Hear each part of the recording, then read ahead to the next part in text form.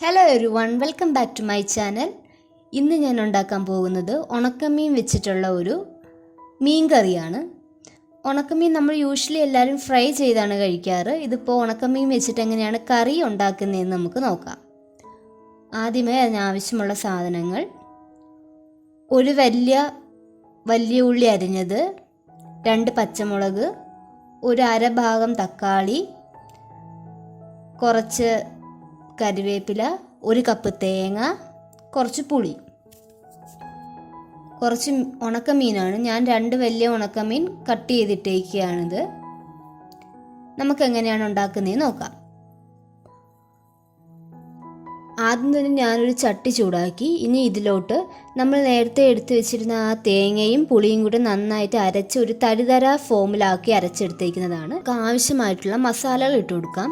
ആദ്യം തന്നെ 1 table spoon മുളക് പൊടി, 1 ടീസ്പൂൺ മല്ലിപ്പൊടി, കുറച്ച് ഉലുവ, കുറച്ച് മഞ്ഞൾപ്പൊടി. ഇനി ഈ മിക്സ്ചറിലോട്ട് നമ്മൾ കട്ട് ചെയ്ത് വെച്ചേക്കുന്ന ആ വെജിറ്റബിൾസ് എല്ലാം കൂടെ ഒരുമിച്ചിട്ട് കൊടുക്കണം. ഇപ്പോൾ നമ്മുടെ വെജിറ്റബിൾസ് എല്ലാം ഇട്ടിട്ടുണ്ട്. ഇനി ഈ മിക്സ്ചർ കിടന്ന് നന്നായിട്ടൊന്ന് തിളയ്ക്കണം. നമ്മുടെ മിക്സ്ചർ നന്നായി തിളച്ച് വന്നിട്ടുണ്ട്. ഇനി നമുക്ക് ഇതിലോട്ട് ഉണക്കമീൻ ഇട്ട് കൊടുക്കാം.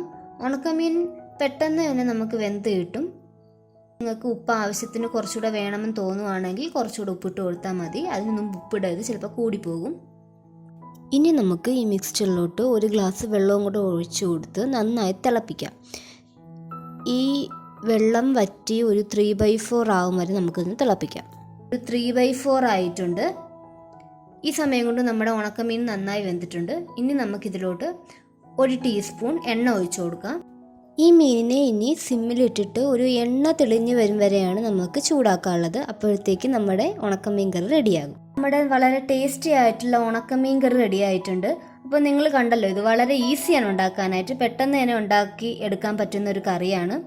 ചോറ് നിറയെ കഴിക്കാൻ പറ്റും ഈ ഒരു കറി ഉണ്ടെങ്കിൽ. സോ എല്ലാവരും ഉറപ്പായിട്ടും ഇത് വീട്ടിൽ ട്രൈ ചെയ്ത് നോക്കണം. ഞാനിടുന്ന കൂടുതൽ വീഡിയോസ് നിങ്ങൾക്ക് അപ്പോൾ തന്നെ കാണാനായിട്ട് ഈ ചാനൽ ഒന്ന് സബ്സ്ക്രൈബും കൂടി ചെയ്തേക്കൂ.